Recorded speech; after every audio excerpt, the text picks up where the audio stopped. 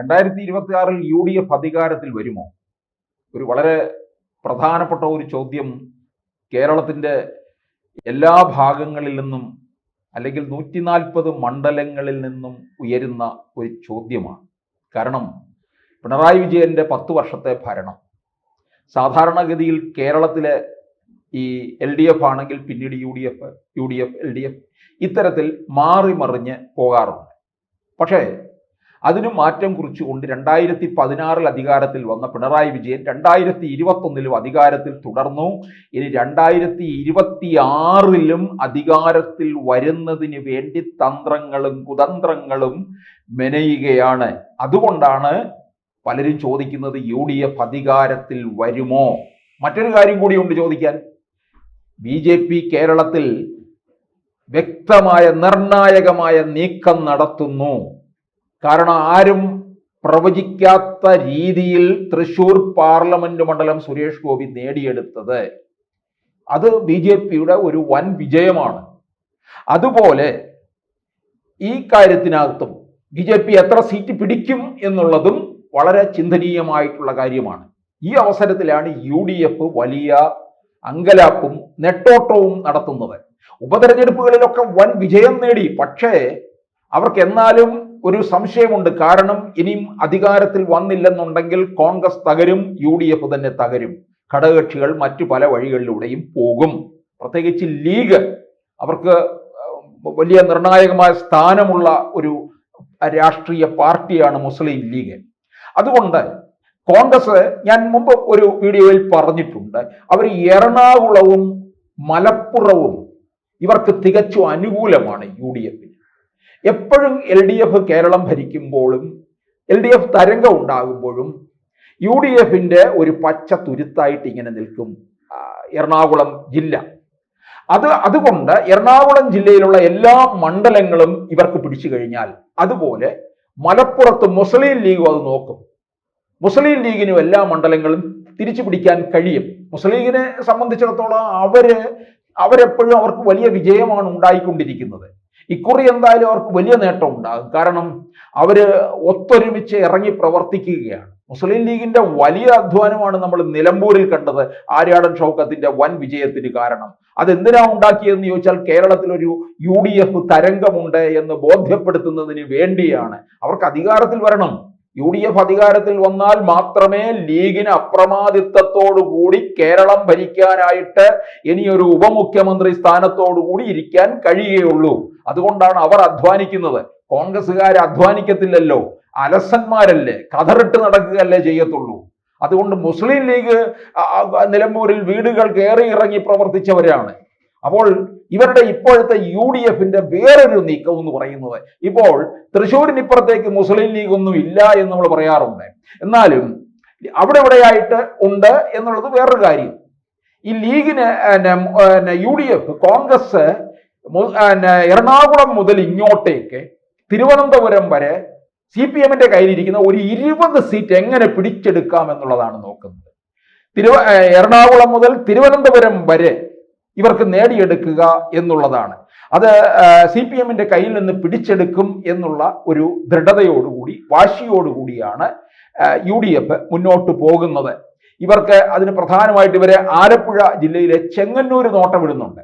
ചെങ്ങന്നൂരിലെ സജി ചെറിയാനാണ് മന്ത്രി. സജി ചെറിയാന്റെ മണ്ഡലമാണ്. സജി ചെറിയാൻ ആദ്യം ഉപതെരഞ്ഞെടുപ്പിലൂടെ വരുന്നു, പിന്നീട് ചെങ്ങന്നൂരിൽ വിജയം ആവർത്തിക്കുന്നു. പക്ഷെ ഇപ്പോൾ അദ്ദേഹത്തിന് എതിരായിട്ടുള്ള ഒരു വികാരവും അവിടെ പ്രതിഫലിക്കുന്നുണ്ട്. അത് മുതലാക്കി എടുക്കാൻ കഴിയും എന്ന് കോൺഗ്രസിനൊരു വലിയ പ്രതീക്ഷയും ഉണ്ടെന്നുള്ളതാണ്. പ്രത്യേകിച്ച് സജി ചെറിയാനെതിരായിട്ട് മാത്രമല്ല, ഭരണത്തിനെതിരായിട്ടുള്ള ഒരു വികാരവും നിൽക്കുന്ന സ്ഥിതിക്ക് ചെങ്ങന്നൂരിൽ അവരുടെ കൈകളിലേക്ക് തന്നെ എത്തും എന്ന് കണക്ക് കൂട്ടുന്നുണ്ട്. അതുപോലെ തന്നെയാണ് ഇവരുടെ കണക്ക് കൂട്ടൽ. കായംകുളം അത്ര പെട്ടെന്ന് ഇവർ പറയുന്ന രീതിയിലാകത്തില്ല.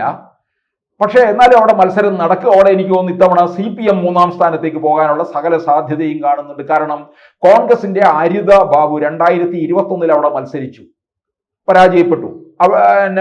പ്രതിഭാകരി തന്നെയാണ് വിജയിച്ചത്.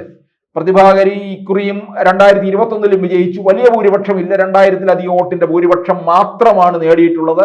അത് തീർച്ചയായിട്ടും പരാജയപ്പെടുത്താൻ കഴിയും എന്ന് എതിർ പാർട്ടിക്കാർ കരുതുന്നുണ്ട്. പക്ഷേ BJP-യിൽ നിന്ന് ശോഭാ സുരേന്ദ്രൻ അവിടെ മത്സരിക്കുന്നതോടുകൂടി കായംകുളത്തിന്റെ ചിത്രമാകെ അങ്ങ് മാറുമെന്നുള്ളതാണ്. കാരണം അതിശക്തമായ പോരാട്ടം ആലപ്പുഴ പാർലമെന്റ് മണ്ഡലത്തിൽ ശോഭാ സുരേന്ദ്രൻ പ്രകടിപ്പിച്ചു.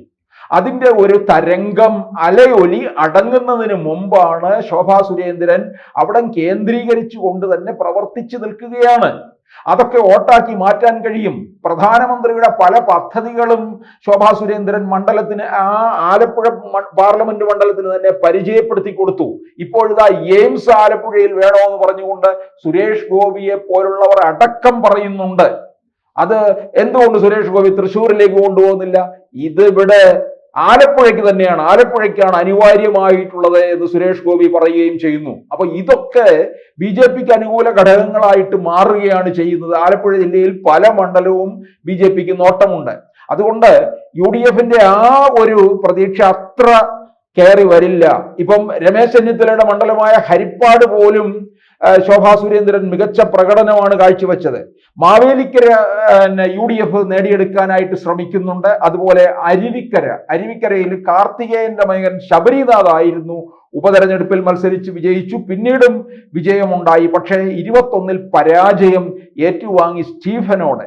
കാരണം മണ്ഡലത്തെ വേണ്ട തരത്തിൽ പരിഗണിക്കാതിരുന്നത് കൊണ്ട് തിരിച്ചടി കൊടുക്കുകയാണ് ചെയ്തത്. പിന്നെ അതുപോലെ നെയ്യാറ്റിൻകരയും പാറശാലയും പറയുന്നുണ്ട്. നെയ്യാറ്റിൻകരയിലെ ആൻസലിനെ കുറിച്ച് പരാതി ഉണ്ട്. പക്ഷെ പാറശാലയിൽ ഹരീന്ദ്രനാഥാണ്.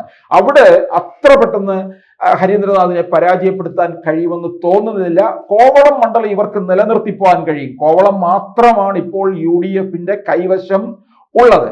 അപ്പോൾ എറണാകുളം മുതൽ തിരുവനന്തപുരം വരെ ഉള്ള ജില്ലകളിലെ CPMന്റെ കയ്യിലിരിക്കുന്ന ഒരു 20 മണ്ഡലങ്ങൾ പിടിച്ചെടുക്കുക എന്നുള്ളതാണ്. ജില്ല എന്ന് പറയുന്നത് എറണാകുളം, കോട്ടയം, ആലപ്പുഴ, പത്തനംതിട്ട, കൊല്ലം, തിരുവനന്തപുരം. ഇതിൽ കോട്ടയം നമുക്കറിയാം, അവിടെ ക്രൈസ്തവ വിഭാഗത്തിന്റെ വോട്ടുണ്ട്. കേരള കോൺഗ്രസ് മാണി വിഭാഗത്തിന് നല്ല പങ്കുള്ള ഇടം കൂടിയാണ്. അവിടെ നിന്ന് എത്ര വോട്ട് ചോർച്ച ഉണ്ടായി അത് UDFന് അനുകൂലമായി മാറുമെന്നുള്ളത് നമുക്ക് കാത്തിരുന്ന് കാണേണ്ട കാര്യമാണ്.